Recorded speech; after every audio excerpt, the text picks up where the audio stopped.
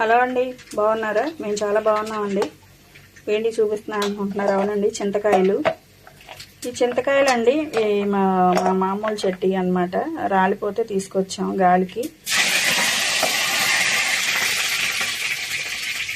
చాలా తీసుకొచ్చామండి. తీసుకురాగానే ఫ్రిడ్జ్లో పెట్టేశాను. 2-3 రోజులు అయిపోతుంది అనమాట. కొన్ని పాడైపోయినాయి, ఇవి కొన్ని మిగిలినాయి అనమాట. ఇలాగ ఉంచితే ఇవి కూడా పాడైపోతాయి. అందుకని వీటితో పులుసు చేస్తున్నా. ఎందుకంటే మనం నిలవ పెట్టుకోవచ్చు, కావాలంటే మన కూరలకు వాడుకోవచ్చు, పులిహోరకు వాడుకోవచ్చు. సింపుల్గా చూపిస్తానండి, చూడండి ఈ పులుసు ఎలా తయారు చేసుకోవాలో.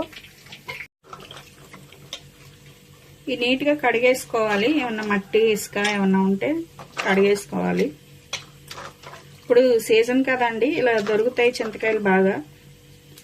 ఇలా తెచ్చి పెట్టుకుని ఇలా ఉన్నప్పుడు పులుసు చేసేసుకోవచ్చు.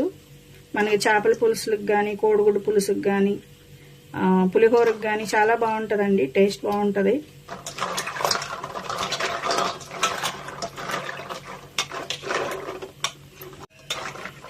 ఈ కడిగేసాం కదా, ఈ పొట్టు గేరొచ్చు, లేకపోతే గేరకపోయినా పర్లేదు, ఇలా వేసేయచ్చు. ఒక గిన్నె తీసుకుందాం, గిన్నెలో వేసేద్దాం.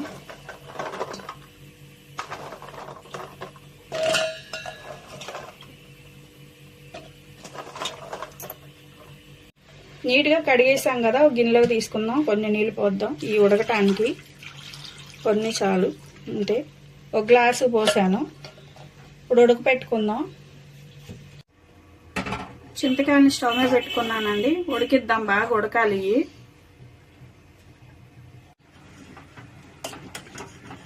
చింతకాయలు ఉడుకుతున్నాయి కదండి, ఇలా బాగా ఉడికిపోవాలన్నమాట. మనకి పై పెచ్చంతా వచ్చేసేంత ఉడికిపోవాలి.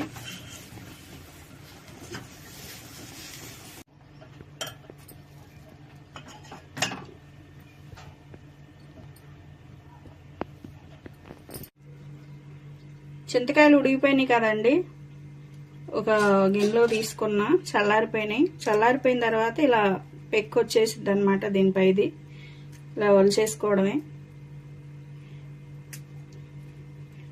అంతే. గిన్నెలో వేసేద్దాం.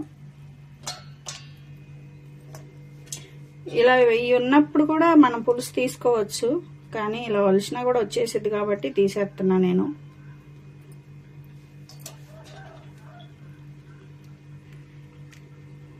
అంతే, బాగా ఉడకబెట్టేసుకుంటే వచ్చేసిద్ది.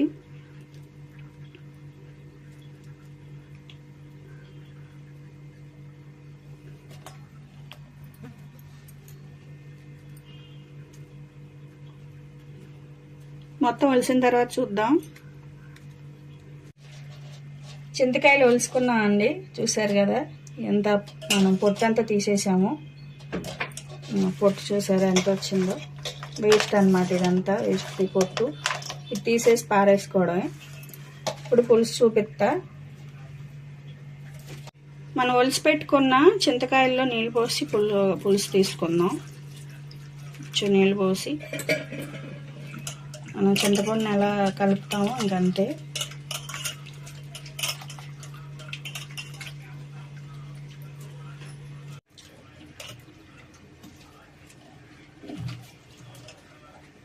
ముందుగా స్టవ్ వెలిగించి మూకుడు పెట్టుకున్నాను మనం పులుసు చేయడానికి.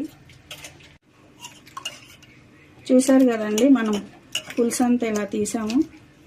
ఇలా మొత్తం అంతా పిప్పు అన్నమాట. ఇది తీసేసి ఇది పారేయటమే. బాండి వీటెక్కింది కదా, కొంచెం ఆయిల్ వేద్దాం. కొంచెమే, ఎక్కువ అక్కర్లేదు.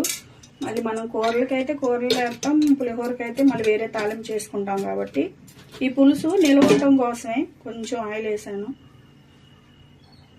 కొన్ని ఆవాలు, మెంతులు. టేస్ట్ బాగుంటుంది మనకి పులుసుకైనా దేనికైనా ఆవాలు మెంతులు వేసుకుంటే.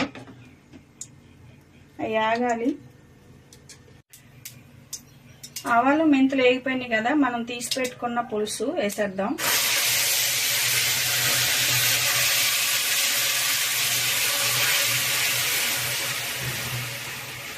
పిప్పేమి రాకోకుండా పోసుకోవాలి.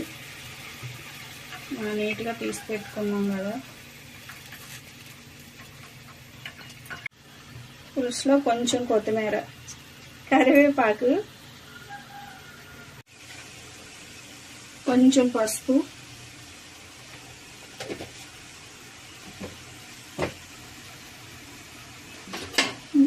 ఇంతేనండి, ఇంకేం అక్కర్లేదు. చెప్పాను కదా మనం కూరలకి పులిహోరగా వాడుకుంటాం కాబట్టి వాటిని బట్టి మనం ఏమన్నా వేసుకోవచ్చు. ఇది మరగనిద్దాం బాగా. చింతకాయలు ఇంకా ఎక్కువ ఉంటే మనకి పులుసు ఎక్కువ వచ్చుద్దండి, ఇవి తక్కువే కాబట్టి మనకి మీకు చూపించడం కోసం. మనకి చింతకాయల పులుసు చిక్కబడిందండి, కొంచెం సాల్ట్ వేద్దాం, కొంచెమే.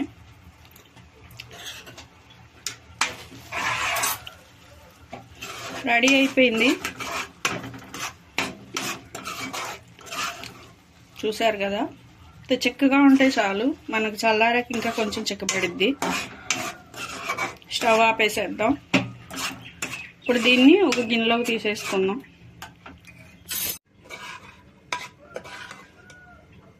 చింతకాయ పులుసు రెడీ అయిపోయింది కదండి, గిన్నెలోకి తీసేద్దాం.